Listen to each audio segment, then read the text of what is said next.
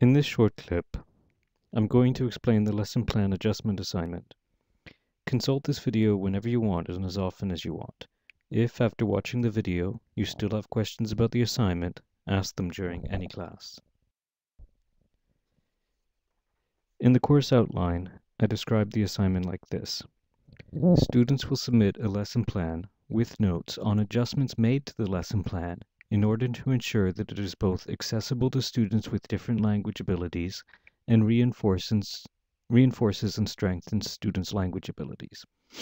As it is the adjustments and the inclusivity of the lesson plan that are being evaluated, not the lesson plan itself does not have to be original. It can be a lesson plan created in other courses and previously submitted for marks. Let's break that down a bit. So, a couple of things. This assignment is worth 10% of your overall grade. Now, 10% is not much, it may not seem like much. It's not the kind of assignment, however, that you can blow off, because it builds into your lesson plan adjustment rationale, which is worth 40% of your grade and is the most important assignment of the course. Now, this assignment is intended to demonstrate your ability to adapt and change lessons with diverse learners in mind. I think that's a reasonable goal for an assignment for this course, because that's really what this course is all about. And this assignment will be revisited in the lesson plan adjustment rationale, which is worth 40% of your grade. So I said that already, but don't neglect this small assignment because it's part of the big one. You will find or create a lesson plan. You will think of adjustments to the lesson plan, and you will make notes on the adjustments. And I'm going to discuss this in a little more detail. The lesson plan itself does not have to be original, it does not have to be great, and it doesn't have to be your own. But you should cite the source if it isn't your own. And it can have been submitted as an assignment in another course. The lesson will not be assessed. The adjustments are being assessed, not the lesson. So I hope you understand this point. I'm not concerned about the lesson plan, I'm concerned about what you do with it. Of course, if you choose a really weak lesson plan, you'll have a lot of space to improve it, but you'll also need to improve it a lot. If you choose one that's really strong and seems to be very appropriate for a linguistically diverse classroom, it may be harder for you to find places to improve it, and you may have little to say. So you could go either way, you still have your work cut out for you. Your adjustments should make the lesson plan more appropriate for learners with diverse language abilities.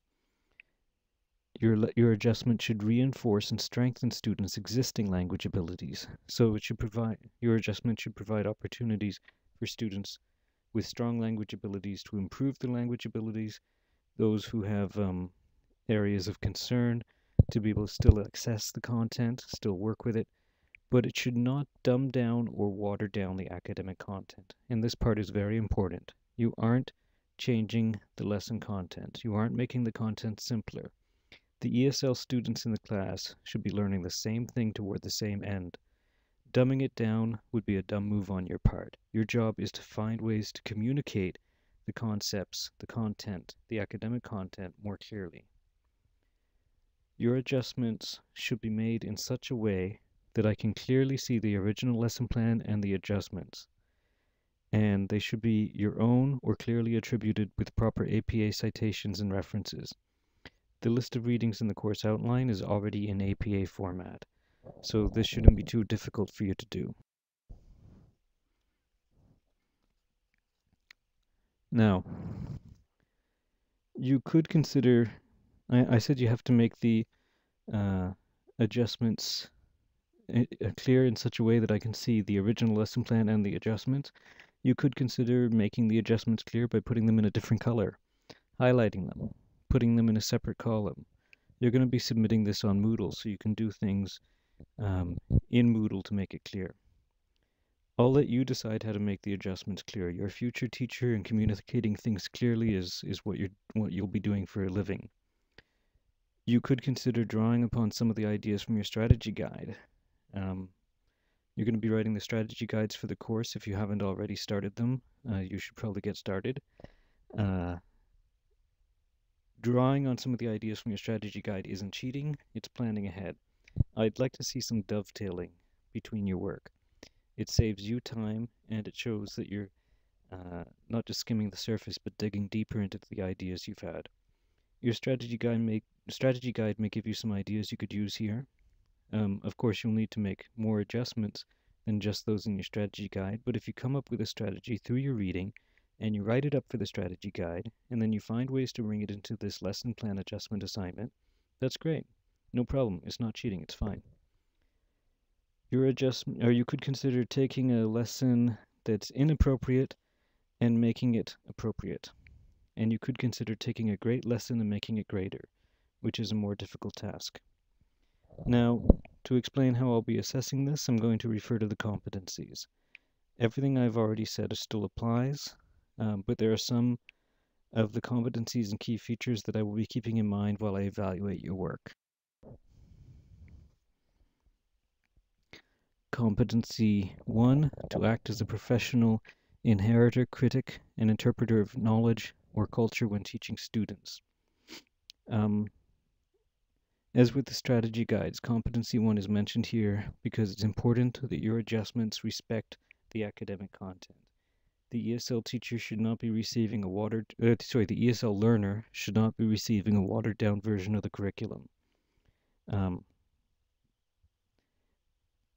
They should be receiving the same academic concepts, but in their classroom or in the lessons directed at them, made accessible for them, the teacher uses various forms of scaffolding to make that curriculum more accessible.